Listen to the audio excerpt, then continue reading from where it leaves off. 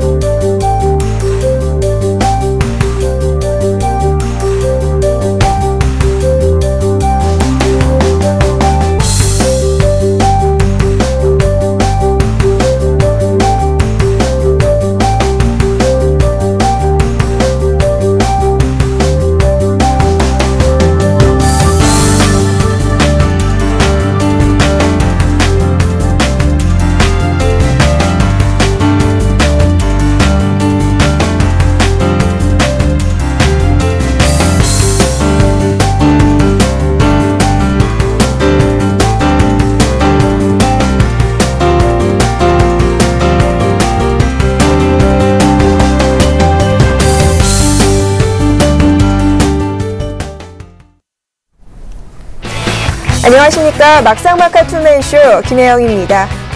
한 주를 시작하는 월요일 시장 보냈습니다. 드디어 한중 FTA가 타결됐다는 소식 장중에 있었는데요.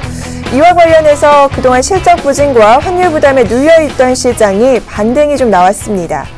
한중 FTA 수혜와 관련한 업종 찾기에 나서면서 이 종목별로, 업종별로 희비도 굉장히 엇갈리는 상황이었는데요. 향후간 우리 증시에 어떠한 활력을 넣어줄 수 있는지 그 희비 오늘 저희가 자세하게 알려드리겠습니다. 오늘도 막상막하 투맨쇼 함께 하시면서 알짜배기 종목과 시장을 이길 수 있는 전략 챙겨가시기 바라겠습니다. 자, 그럼 막상막하 투맨쇼 지금부터 본격적으로 시작하겠습니다.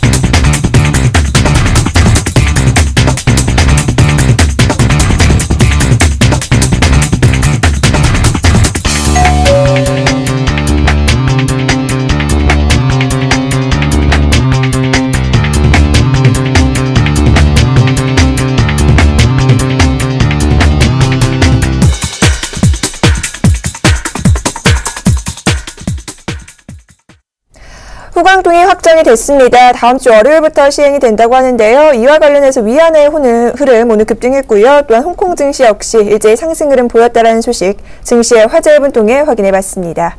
자, 이어서 오늘 함께 하실 두 분 소개해드려야 할 텐데요. 어떤 분들인지 화면 통해서 만나보시죠. 주식 승천과 막상막하 투맨쇼 시즌1의 부동의 수익률 1위 기록하신 분입니다. 정재훈 멘토 오늘 함께 하고요. 자, 이어서 추세와 실적, 수급, 3박자 매매 전략 제시하시는 분입니다. 마스터 전문가 함께합니다.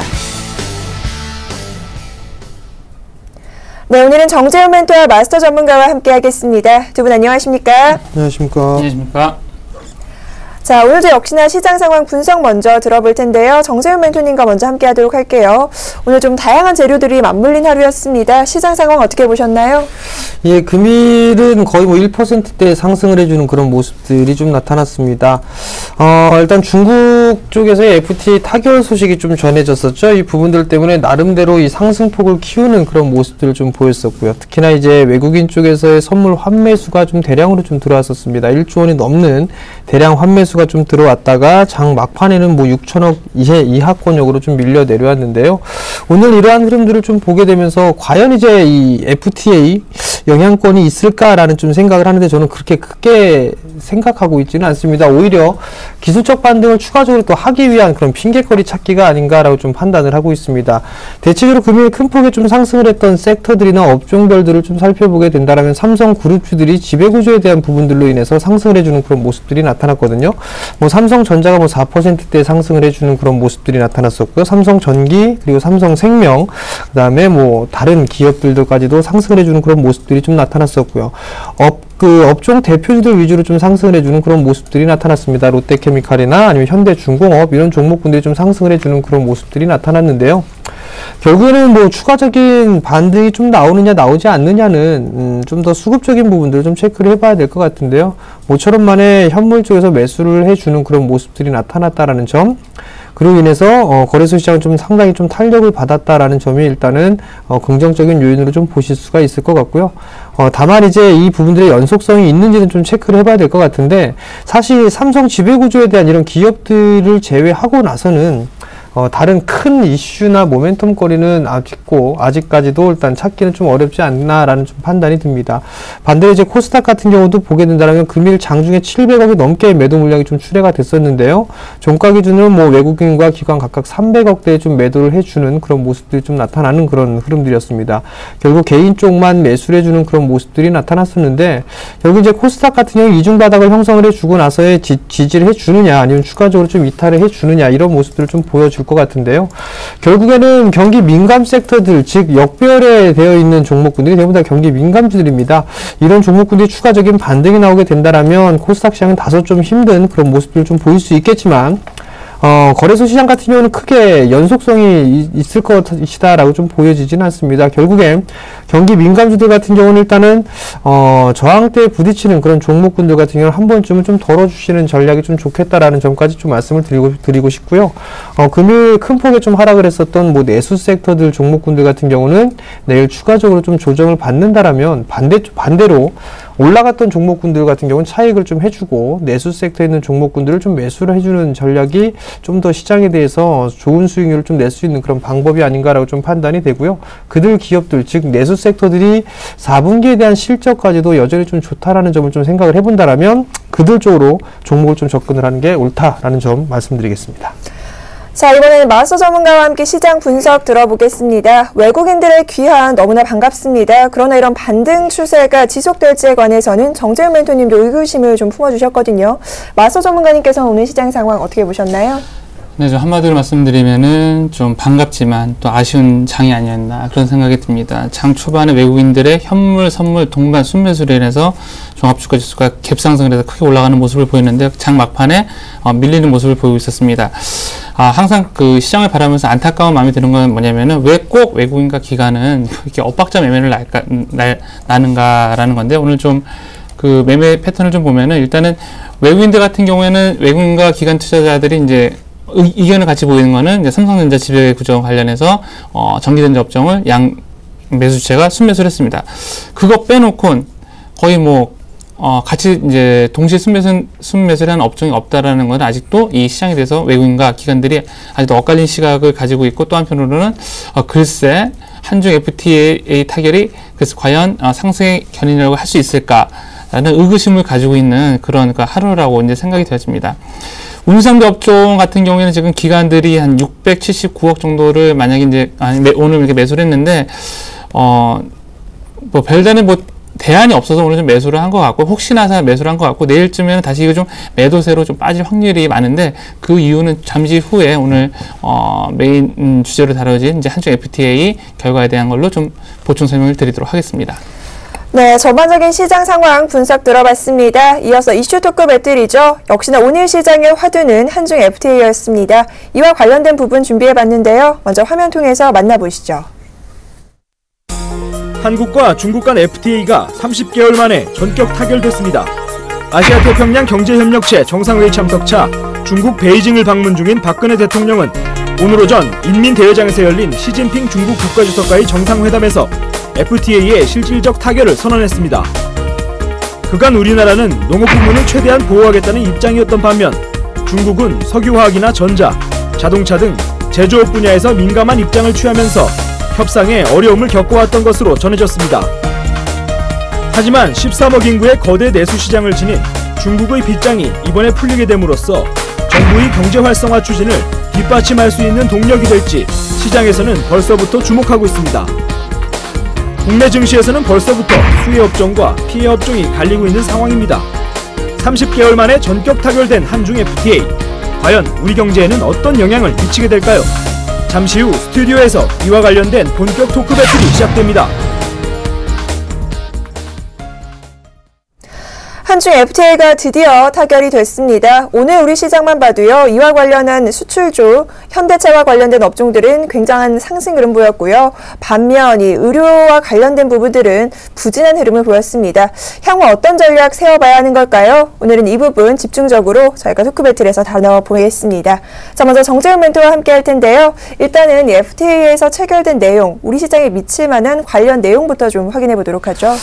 예, 우선 한미 FTA, 한미가 아니죠. 한중이죠. FTA가 일단 체결이 되고 난 이후의 흐름들을 좀 살펴봐야 될 것 같은데요. 물론, 금일 같은 경우는 좀 상승을 해주는 그런 모습들이 나타났습니다. 과거 시간으로 좀 돌아보게 된다라면, 한미 FTA가 2012년도에 좀 타결이 됐었거든요. 그렇다면 그때 시기에 과연 우리나라 시장이 어땠을까라는 부분들 좀 살펴볼 필요성이 있을 것 같은데 그때 증시에 대한 흐름들은 그렇게 썩 좋은 그런 흐름들은 아니었었습니다. 단기적인 그런 이슈에 좀 그치는 그런 모습이었었고요. 물론 장기적으로 보게 된다면 수혜 업종이나 이런 부분들 좀 찾아볼 수가 있는 그런 부분들인데요. 물론 한중 FTA도 단기적인 시각으로 볼 게 아니라 중장기적인 시각으로 좀 봐야 된다라는 점을 좀 먼저 말씀을 좀 드려보도록 하겠습니다. 한중 FTA가 체결이 됨으로 인해서 이제 세계 3대 경제권과의 FTA 체결이 좀 되는데요. 뭐 한미 그리고 유럽 그리고 이제 마지막으로 중국 쪽 이렇게 세 개에 대한 부분들을 좀 체결을 하고 난 이후에는 점차로 이제 교역에 대한 양이 증가가 되지 않겠느냐라는 부분들을 좀 살펴볼 수가 있을 것 같고요. 이 한중 FTA 발효 5년 이후에는 뭐 GDP가 약 1.2% 정도 확대를 할 것이다라는 그런 전망치를 좀 내놓고 있는 그런 사항들입니다.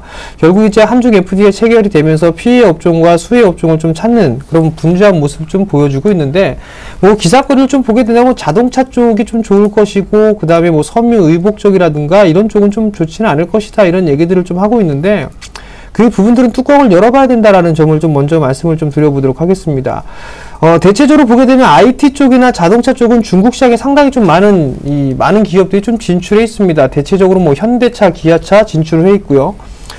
그 다음에 삼성전자 또한 마찬가지로 진출해 있고, 미국 LG 쪽도 마찬가지로 좀 진출해 있는 그런 상황들인데, 과연 이 FTA가 타결이 됨으로 인해서 우리나라에 실질적으로 들어오는 그런 부분들이 과연 클 것인가라는 부분들 한 번쯤 좀 생각해 봐야 될 것 같고요. 오히려 따져보게 되면 완성차 쪽이나 이런 쪽보다는 부품주 쪽 섹터가 훨씬 더 좋은 그런 모습들을 좀 보이지 않겠느냐라고 좀 판단을 하고 있고, 그리고 또 하나는 뭐 운송업종 쪽이 좀 더 수혜를 좀 입지 않을까라고 좀 보여집니다. 결국엔 지금 자릿대에서 어떤 섹터들이 수혜를 좀 받을 것이고 피해 업종이 생겨날 것이다 라는 부분들은 한번 참고를 해보시되 그 추이는 지속적으로 좀 체크를 해 나가는 그런 과정들이 좀 필요할 것이다 라고 좀 생각을 하고 있고요. 이 부분들은 단기적인 부분들이 아니라 중장기적인, 즉 길게 좀 보면서 포지션을 좀 정해 놔야 된다라는 점을 좀 말씀을 드리고 싶은데, 오늘 시장의 흐름들도 좀 보게 되면 한중 FTA가 뭐 타결이 됐다, 이 부분들로 인해서 상승을 했다라기보다는 추가적으로 반등이 나오기 위해서 어떠한 핑계거리 좀 찾는 게 아닌가라는 좀 개인적인 생각을 하고 있습니다. 만약에 그러한 모습들이 나타났다면 확연히 구분이 돼야 되는 그런 모습들인데, 이 최근에 있었던 이 시장의 흐름과 별반 좀 다른 그런 모습들이 나타나고 있지가 않거든요. 물론 자동차 섹터들이 많이 올랐습니다. 금요 같은 경우 뭐 종가 기준은 뭐 현대차가 거의 3% 가까이 올랐고, 자동차 부품주도 같은 경우 현대위아 같은 경우 4%대 장중 8% 가까이 좀 상승을 해주는 그런 모습들이 나타났는데, 환율이 어느 정도 좀 안정권에 접어들면서 반등이 나왔다라고 좀 볼 수도 있는 그런 상황들이거든요. 꼭 한중 FTA가 타결이 됐다라고 해서 이런 시장의 흐름들이 좀 나온 것은 아니다라고 좀 개인적으로 보고 있기 때문에, 일단 단기적인 시각보다는 중장기적인 시각으로 한중 FTA에 대해서 수혜주를 좀 찾아보는 전략이 가장 중요하지 않을까라고 좀 판단을 하고 있습니다. 네, 중장기적인 관점으로 수혜 업종과 피해 업종을 좀 찾아보자라는 말씀해 주셨는데요. 먼저 마스터 전문가님 의견도 좀 들은 후에 저희가 종목보다 자세하게 살펴드리겠습니다. 자, 그런데요. 그동안 시장이 사실 내수주들 흐름이 좋았고요. 경기 민감주들이 부진했는데 오늘 FTA 소식이 나오면서 반대 양상이 좀 보여졌습니다. 오늘 시장 어떻게 보셨어요?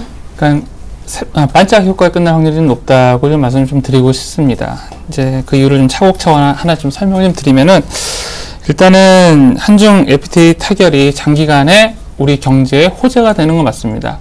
근데 우리 경제에 호재가 된다고 제가 말씀드렸지 주식시장에 호재가 될지는 조금 좀 지켜봐야 될 것 같습니다. 일단은 좀 그림을 보면서 말씀을 드리겠는데, 일단 경제 호재라는 얘기는 뭐냐면은 그 교육 규모가 중국의 그 우리나라 수출 비중이 중국이 28%가 넘습니다. 그러니까 미국과 일본을 합친 것보다 중국에다가 수출하는 게 더 비중이 많거든요. 즉 뭐냐면 어떤 교육 규모가 이제 교육 규모가 더 늘어나고, 그 다음에 관세 철폐로 인해서 더 많은 품목을 수출할 수 있는 그런 기회의 장이 열렸다라는 거죠. 한 2년 전인가요? 2년 전에 한미 FTA가 발효되고 나서부터 이제 그 교역량의 변화를 보면은 중국에 대한 기대감이 지금 오늘 좀 시장에 반영됐다고 말씀드리고 싶습니다. 미국 그 FTA, 한국이랑 미국이랑 FTA 타결되고 나서 물동량의 그 변화를 보면은요, 일단은 발효 1년 전에는 일단은 대미국 수출량이 수출이 580억 달러가 됩니다. 그리고 나서 바로 1년차, 2년차는 각각 599억, 그 다음에 621억 늘어나는 모습을 보이고 있죠. 자, FTA 수입 품목과 수입 품목도 각각 이제 늘어나는 그런 모습을 보이고 있습니다. 분명히 FTA 같은 경우에는 굉장한 기회의 장이자 이제 수혜를 입을 수 있다. 우리 경제에 수혜를 입을 수 있다고 말씀드릴 수가 있는데, 그때 당시 잘 생각해보세요, 여러분들. 처음에 이제 FTA 타결되고 나서 미국 쪽에서 난리가 났습니다. 그 현대 기아차에다가 너무 특혜를 주는 거다.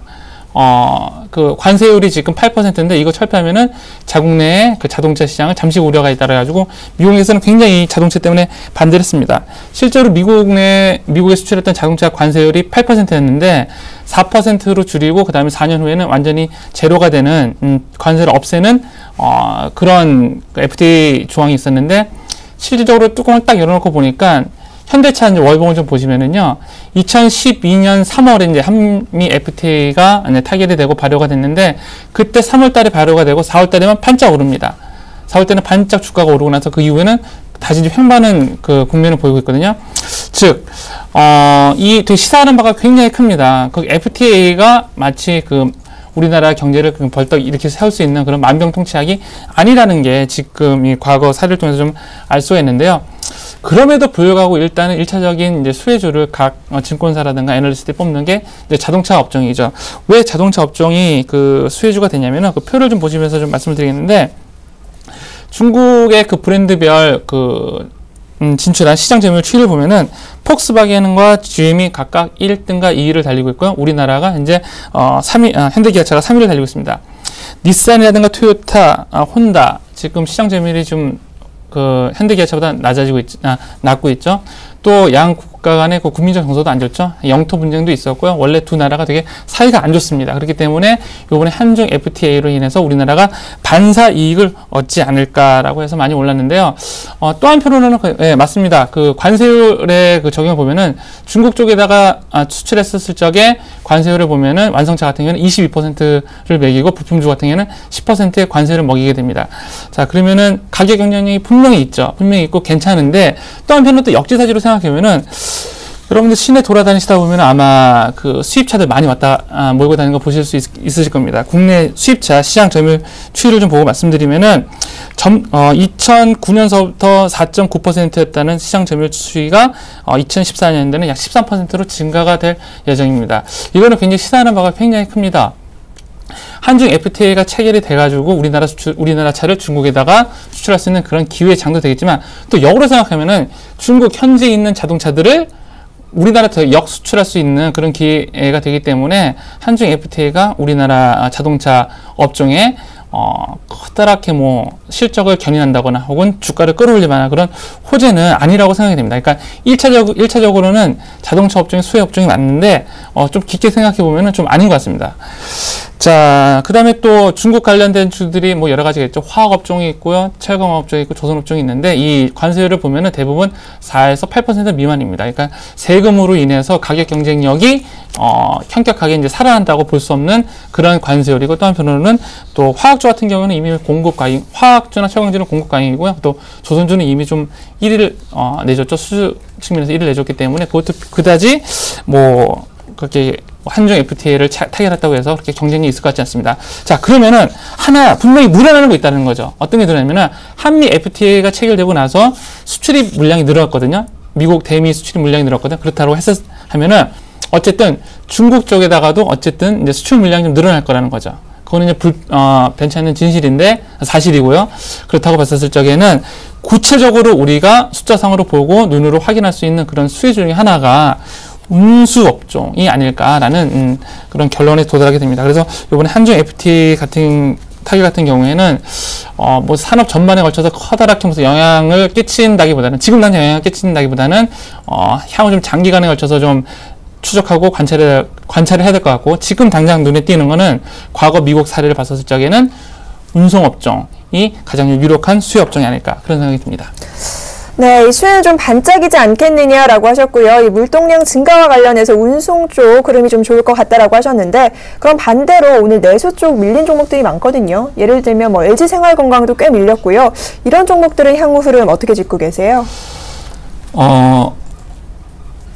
정확하게 뭐 그 한중 FTA를 체결해서 이게 만약 밀렸다라고 좀 말씀드리기 좀 힘들고요. 네. 그런 부분들은 좀 시간을 두고 좀 이렇게 좀 아까 좀 전에 말씀드렸던 좀 추적해야 될 게 아닌가, 좀 그런 생각이 듭니다. 근데 하나 더 확실하게 좀 말씀드리고 싶은 건 뭐냐면은 교집화 부분을 좀 말씀드리고 싶어요.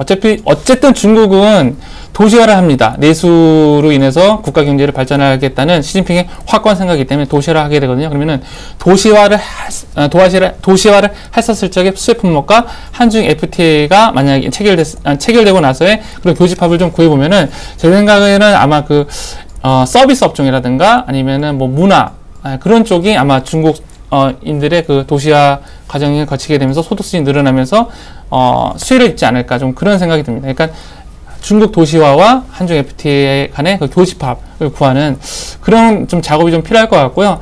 지금 뭐 하루아침에 이게 지금 발효가 났다고 해서 섣부르게 어느 업종이 수혜 업종이다, 어느 업종이 뭐 피해 업종이다 말하는 거는 좀 힘들 것 같고, LG그룹 회장도 얘기했죠.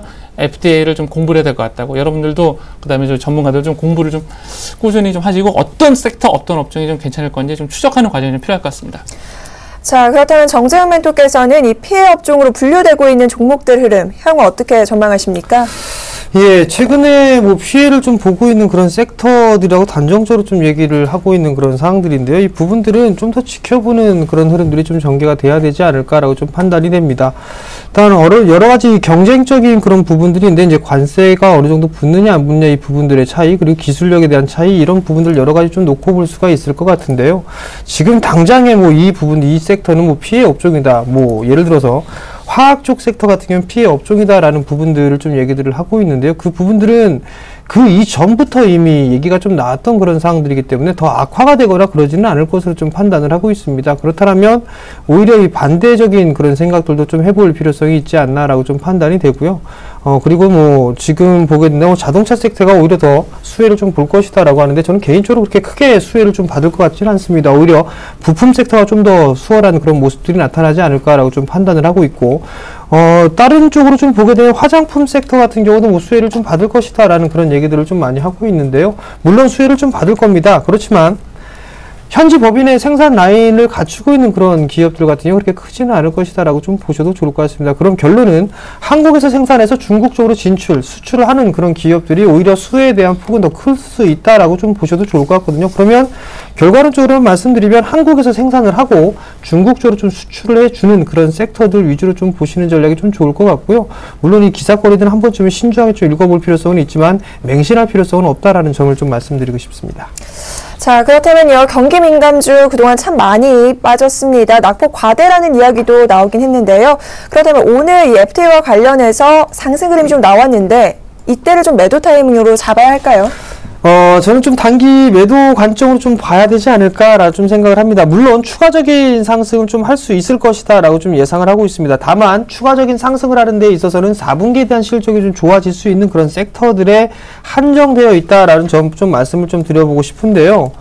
우선적으로 화면을 좀 보시면서 말씀을 좀 드려본다라면 대표적으로 롯데케미칼 좀 많이 빠졌습니다. 많이 빠져있는 그런 상황들인데 이런 섹터들 같은 경우는 4분기의 실적에 대한 그런 부분들을 좀 볼 수가 있다라는 점이거든요. 그렇다면 이들 기업들 같은 추가적인 상승 좀 나올 수 있다라고 좀 볼 수도 있을 겁니다. 그렇지만 하락 추세 때 상당권역에 좀 부딪히는 그런 자리대죠. 16만원을 넘어선 17만원 언저리 자리대. 이 자리대에서는 한 번쯤은 덜어주는 그런 전략을 좀 취하는 게 옳지 않겠느냐라는 좀 판단이 되고요. 그리고 추가적으로 상승을 하기 위해서는 4분기에 대한 실적 모멘텀이 좀 남아있는 그런 종목군들 위주로 좀 보시는 쪽이 좋을 것 같은데 이 롯데케미칼 같은 경우 에틸렌에 대한 공급 부분들 타이트하게 좀 진행이 되고 있는 그런 상황들이기 때문에 그 중에서 화학 섹터 중에 롯데케미칼이나 대한유화 이런 종목군들이 좀 괜찮다라는 점을 좀 말씀을 드리고 싶고요. 나머지 같은 경우 특히나 이제 삼성그룹주들 같은 경우는 지배구조에 대한 이슈 부분들 때문에 삼성 에버랜드 SDS 상장할 때까지는 일단 지켜보는 그런 전략이 좀 필요하지만 다른 경기 민감주들 같은 경우는 이번 주 중으로 한 번쯤 좀 팔아주는 전략이 좀 좋지 않겠나라고 좀 판단하고 있습니다. 자, 이번에 마스터 전문가님께서 자동차 쪽과 관련해서 조금 더 하실 이야기가 있다고 해요.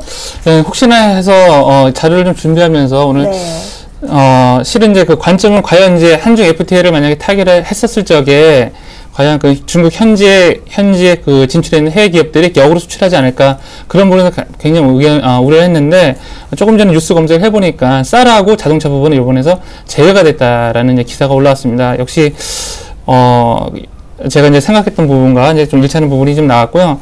또 하나 좀 차트를 보면서 좀 설명을 좀 드리고 싶은 게 있는데 2011년서부터 시작해서 2012년까지 그러니까 2012년도 한미 FTA가 이제 타결이 되죠. 그 이후에 보면은 주가를 보면은 꾸준하게 옆으로 좀 횡보를 하고 있습니다.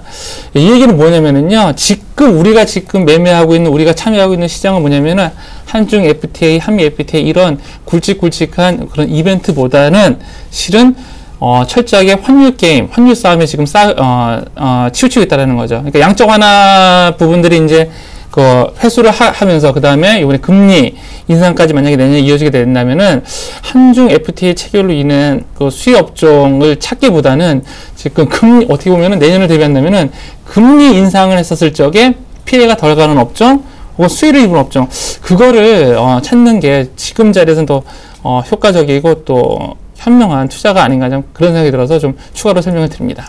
자, 한 가지 더 여쭤보도록 할게요. 앞서서 정재훈 멘토님께도 여쭤봤던 질문인데요. 경기 민감주 조금씩 올라오고 있습니다. 이때 좀 매도를 해서 어느 정도 수익을 좀 챙겨야 하는 걸까요? 그렇죠. 저는 뭐 그렇다고 봅니다. 예.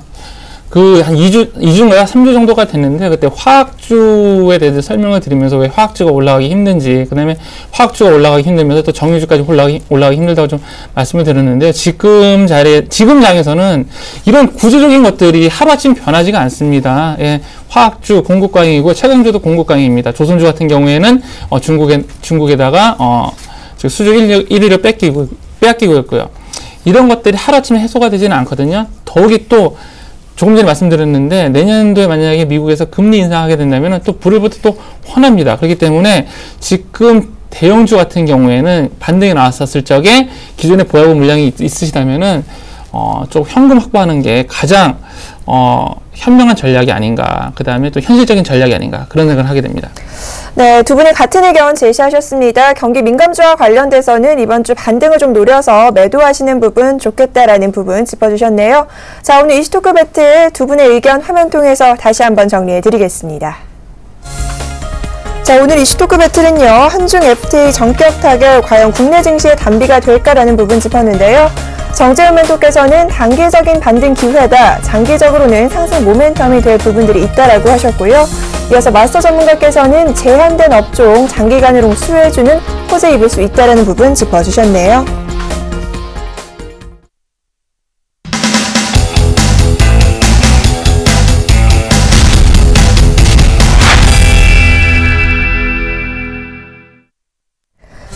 막상막하 투맨쇼 시즌2 오늘의 출연자 포트폴리오 수익률 확인해 보겠습니다. 먼저 정재훈 멘토의 포트입니다. 현재 포트에는 총 5종목 편입되어 있는데요. 그중 지난주 금요일 이 리노스 종목이 2,930원에 편입 성공하면서 현재 0.5%의 수익률 기록하고 있습니다. 전 종목 모두 보유 의견 주셨네요. 이번에는 마스터 전문가의 포트입니다. 총 2종목 편입되어 있는데요. S&T 모티브가 오늘장 목표가 터치하면서 16.4% 확정 수익으로 차익 실현에 성공했고요.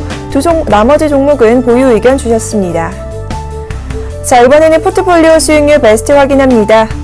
먼저 마스터 전문가의 S&T 모티브가 꾸준히 상승세 보이며 16.4%의 수익률로 한 단계 상승해 2위 기록하고 있고요.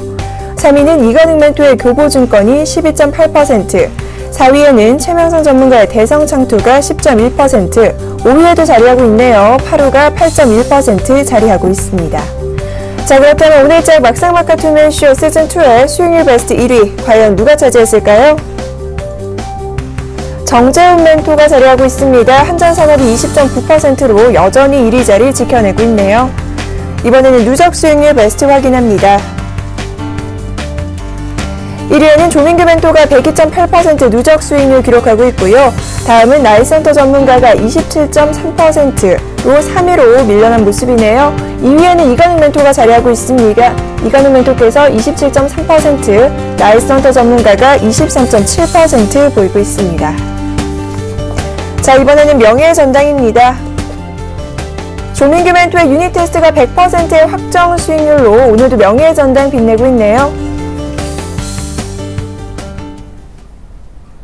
이렇게 해서 포트에 담긴 종목들 수익률 확인하고 왔습니다. 이어서 정재훈 멘토님의 AS 전략부터 살펴보도록 할게요. 네, AS를 좀 진행해봐야 될 것 같은데요. 우선 지난주에 손절 처리가 된 종목이 있습니다. 사조시푸드가 손절이 됐는데요. 이걸 좀 말씀을 드려야 될 것 같습니다. 네.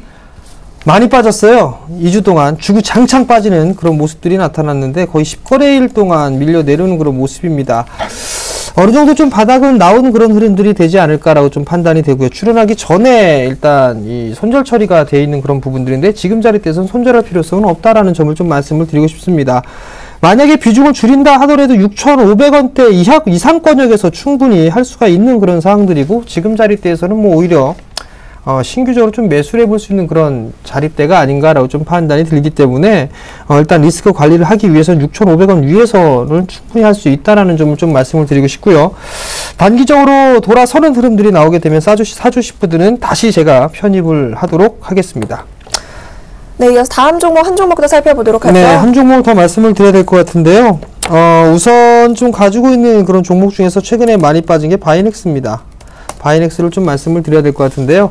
오늘 한 6.6%를 밀렸네요. 일단 11,100원까지 올랐다가 지금 밀려 내려오는 그런 모습들인데 이 종목은 꾸준하게 상승 추세대를 유지를 해 나가고 있는 그런 기업입니다. 아마도 61선 자리대에서는 충분히 지지를 좀 받을 것으로 예상이 되고 있는 그런 상황들이기 때문에 9,100원의 종가가 좀 형성이 됐습니다. 수익률은 뭐 2%대에 접어들고 있는 그런 모습들인데 밀리면 다시 신규적으로 좀 매수를 해도 좋다라는 점을 좀 말씀을 드려보도록 하겠고요.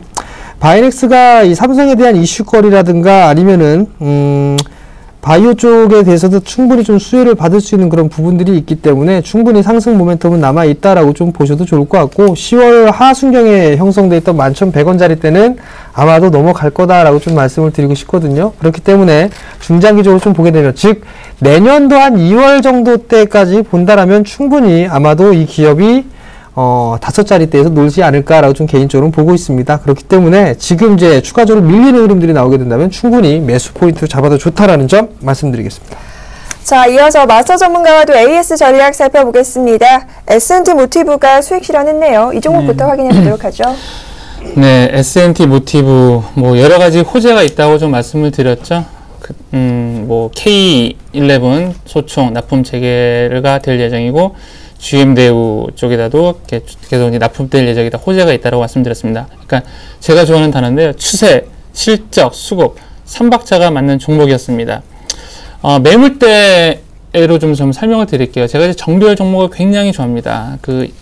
모든 이동평균선이 정별된 종목을 좋아하는데, 이런 종목들의 특징이 뭐냐면은 지수가 밀릴 때 같이 밀리지가 않습니다.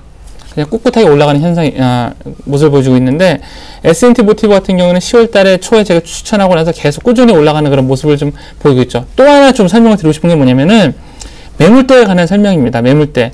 그러니까 S&T 모티브 같은 경우는 매물대를 보시면 현재 가장 많은 매물대들을 지금 다 돌파하고 올라가고 있거든요. 그러니까 이 얘기는 뭐냐면은 악성 대기 매물이 없다라는 거죠.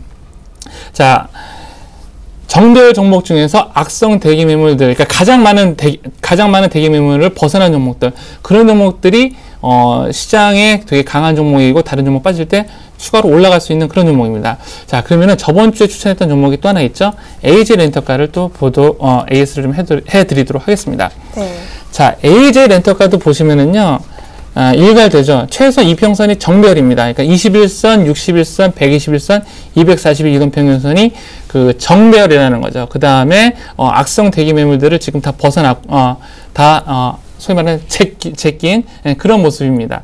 그러니까 이동평균선들이 다 정별이고 악성 대기 매물을 벗어난 상태고, 그러면은 왜 그렇게 됐을까? 왜 차트가 이렇게 만들었을까? 보면은 그 역시 실적이라는 거죠. 일단은 추천 사유가 환율과 상관없다고 좀 말씀을 드렸고요. 그 다음에 꾸준한 여행객들의 증가, 그 다음에 중고차 판매에서의 두드러진 실적 증가, 그런 부분 때문에 AJ 렌터카가 간다고 말씀드렸는데, 자, 코스닥 시작 크게 빠졌는데도 불구하고 AJ 렌터카는 크게 안 빠지고 지금 눌림목을 완성하고 있습니다. 좀 기대해도 될 만한 종목입니다. 자, 두 분의 AS 전략 참고해 보시기 바라겠습니다. 자, 이어서 두 분의 히든카드 종목 확인하는 시간이죠. 화면 통해서 만나보시죠. 자, 먼저 정재훈 멘토의 종목입니다. 리누스입니다. 추천 포인트 살펴보도록 하죠. 포트폴리오의 다변화가 기대됩니다. 이 부분 짚어주셨고요. 이어서 마스터 전문가님 종목 살펴보겠습니다. 에코프로입니다. 이어서 추천 포인트 살펴보도록 하죠. 삼성 SDI를 통한 테슬라 모터스의 2차 전지 부품을 공급한다라는 부분 짚어주셨네요. 자, 먼저 정재훈 멘토의 리누스부터 저희가 자세한 이야기 들어보도록 하죠.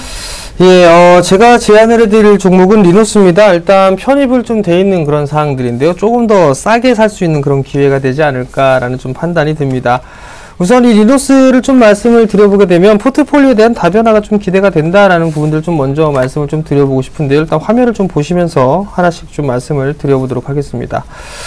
자, 리누스의 홈페이지입니다. 홈페이지를 좀 보시게 되면 아기자기하게 좀 꾸며놓고 있는 그런 모습들인데요. 이 부분들을 좀 보게 되면 대체적으로 이 국가재난안전망에 대한 정보와 이 부분들에 있어서 좀 함축적인 그런 이미지가 아닌가라고 좀 생각이 듭니다.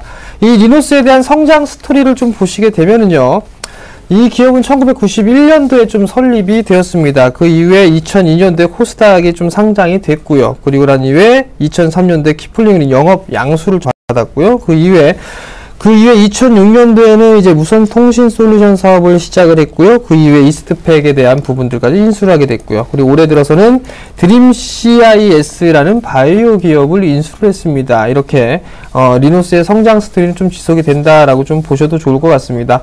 사업 분야를 좀 보시게 되면 대체로 크게 세 가지 사업을 좀 보셔도 좋을 것 같습니다. IT 사업과 그다음에 의류 사업, 그리고 바이오 제약 서비스 사업을 좀 영위를 한다라고 좀 보셔도 좋을 것 같은데요. IT 사업 같은 경우 국가재난안전통신망에 대한 부분 사업을 하고 있고요. 열차 무선통신 시장에 대한 부분들까지도 진행을 하고 있는데, 이 부분들이 상당 부분 좀 확대가 되지 않겠느냐라고 좀 판단을 하고 있습니다. 그리고 의류 사업 부분들을 좀 보시게 되면 캐주얼백 부분들에는 1위 브랜드로 좀 지정이 돼 있는 그런 사항들인데요. 키플링과 이스트팩 상당히 좀 좋은 호응을 좀 받고 있는 그런 사항들이고요. 뿐만 아니라 지금 현재 중국인 관광객들과 일본 관광객들에게 상당히 좀 인기를 끌고 있는 그런 브랜드다라고 좀 보셔도 좋을 것 같습니다. 9년 연속 연평균 20% 가까이 좀 매년 꾸준하게 좀 성장을 해주는 그런 모습들을 좀 보이고 있는 그런 상황들이고, 매출의 대부분을 지금 현재 이 캐주얼 백 부분들로 채워져 있는 그런 사항들이기 때문에 향후에 대한 성장성은 좀 더 이어질 수 있다라고 좀 보셔도 좋을 것 같고요. 거기에 따라서 다음 부분들은 바이오 제약 쪽을 좀 보실 수가 있을 것 같은데요. 드림 CIS 지분을 70%를 인수를 했습니다. 일단 이 기업 같은 경우 임상시험 분야의 국내 1위 기업인 그런 기업인데요. 아마도 이 기업을 인수하면서 충분히 이 회사의 시너지 효과를 충분히 낼 수 있다라는 부분들을 좀 보셔도 좋을 것 같습니다. 자, 실적적인 부분들을 좀 보시게 되면 IT 사업 부분들의 실적을 좀 보시게 된다라면 2012년도 때 고점을 형성을 해주고 난 이후에 2013년도 때 영업이익이 좀 적자로 진행되는 그런 모습이었습니다. 그 이후에 2014년도는 다시 한번 좀 충분히 성장을 좀 해 나갈 것으로 좀 예상을 하고 있는데요. 최근에 뉴스가 나왔던 부분들이 국가재난안전망 정보화 전략계획의 사업자로 좀 선정이 됐습니다. LG CNS와 함께 컨소시엄을 좀 구성을 했었는데요. 이 부분들이 이 기업이 선정이 되면서 기술력을 좀 충분히 인정받았다라는 점, 그렇다면 중장기적으로 충분히 성장을 해 나갈 수 있다라고 좀 보셔도 좋을 것 같고요. 다음 이제 의류 사업을 좀 보시게 된다라면 키플링과 이스트팩이 있는데요. 꾸준하게 영업 매장이나 현황들을 좀 보시게 된다라면 꾸준하게 좀 성장을 해 나가고 있는 그런 사항들입니다. 좀 전에 말씀을 드렸던 것처럼 중국이나 일본 관광객들에게 상당히 좀 좋은 호응을 좀 받고 있다라는 점, 이 부분들 높이 평가해야 된다라는 점을 말씀을 드려보도록 하겠고요. 다음 부분들을 보시게 되면 바이오 제약 서비스에 대한 사업 부분들입니다. 부분들을 보시게 된다면 2000년도에 좀 설립이 돼 있는 그런 기업인데요. 일단 이 기업의 70%를 가지고 있는 그런 사항들입니다. 국내 제약사와 국내 바이오벤처, 다국적 제약사 등 약 200여 개 업체의 이 고객을 좀 확보를 하고 있기 때문에 중장기적인 시너지 효과는 충분히 좀 나올 수 있다라는 부분들을 좀 말씀을 드리고 싶고요. 상반기에 대한 경영 성과를 좀 보시게 된다라면 리노스 같은 경우는 33% 정도 성장을 했었는데 의류 쪽과 IT 사업 쪽에 22%야 12% 정도 성장을 해주는 그런 모습들이 나타났습니다. 매출 기준으로. 그렇지만 이제 영업이익 기준으로 보게 되면 상반기에 20% 정도 성장을 해주는 그런 모습들이 나타났고요. 의류 쪽 사업에는 49%에 대한 성장을 좀 기록을 해주고 있는 그런 모습들입니다. 일단 캐시카우 역할을 좀 톡톡히 하고 있는 그런 기업들이 나타나고 있고 바이오 쪽 사업까지도 진행을 하게 된다라면 충분히 좋은 이익이 좀 날 수 있지 않을까, 성장을 할 수 있지 않을까라고 좀 판단이 되고요. 3분기 실적도 나름대로 좀 기대를 하고 있는 그런 상황들입니다. 그렇기 때문에 이 기업을 좀 관심 있게 좀 봐야 된다라는 점 말씀드리도록 하겠습니다. 네, 리노스 추천 포인트 4가지 짚어봤고요. 이어서 에코프로도 보다 자세하게 살펴보도록 하죠. 네, 에코프로 좀 자세하게 기술 분석 서부터 시작해서 하나는 스텝 바이 스텝 아주 자세하게 좀 설명을 드리도록 하겠습니다. 차트를 보면서 좀 설명을 좀 드리고 싶은데요. 일단 기업 내용은 이제 차츰차츰 설명해 나가면서 말씀드리고요. 이 기술 분석으로 좀 말씀드리고 싶은데, 일단 이 10월 27일 날 대량 거래가 터집니다. 약 120만 주라는 대량 거래가 터지거든요. 그러니까 초보 투자자분들이 이제 기술 분석을 할 때 저렇게 대량 거래가 터졌는데 거래량이 없다가 120만 주 대량 거래가 터졌는데 상투 거래량이 아닐까? 예, 소위 말하는 세력이 팔고 나온 게 아닐까? 그런 생각을 많이 하시는데, 지금 이 시간에 그거를 구분하는 방법에 대해서 잠깐 좀 설명을 드리도록 하겠습니다. 자, 에코프로 10월 27일 날 120만 주가 터졌는데요.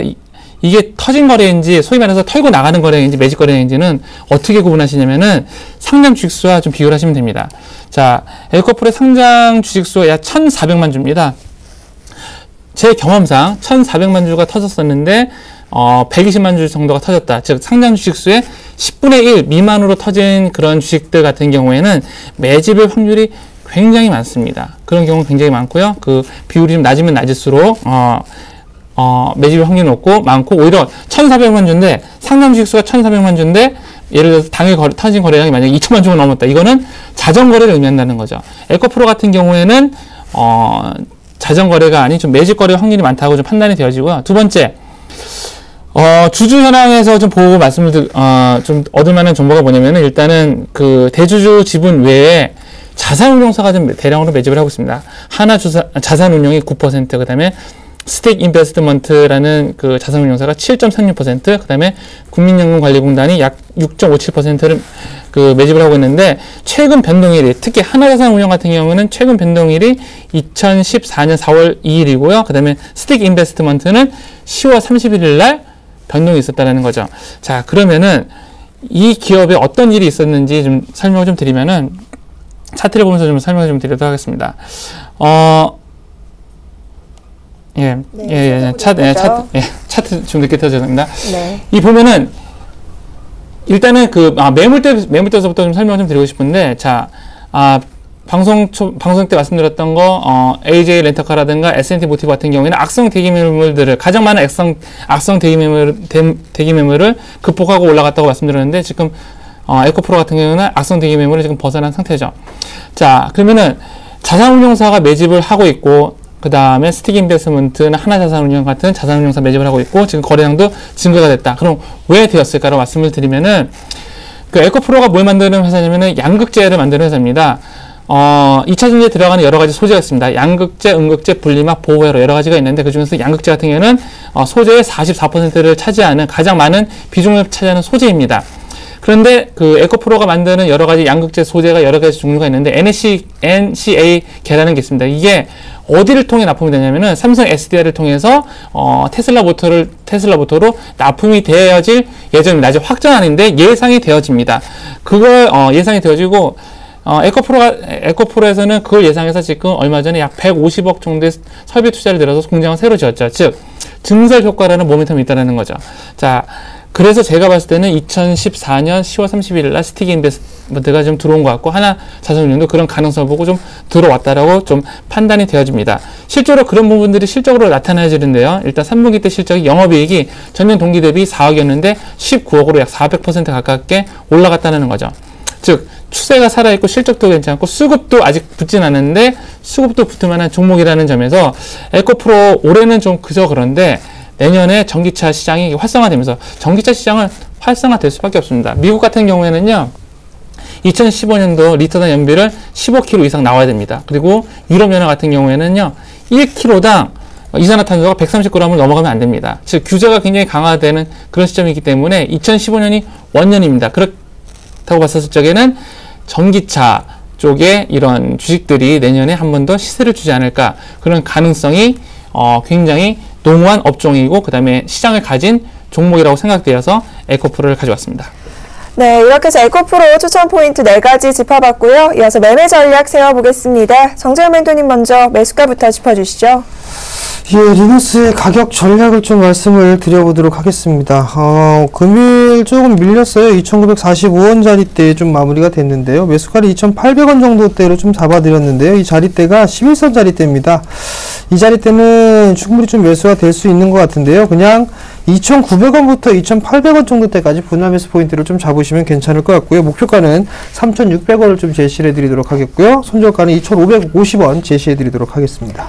자, 이어서 마스터 전문가님께도 매매 전략 들어보도록 할게요.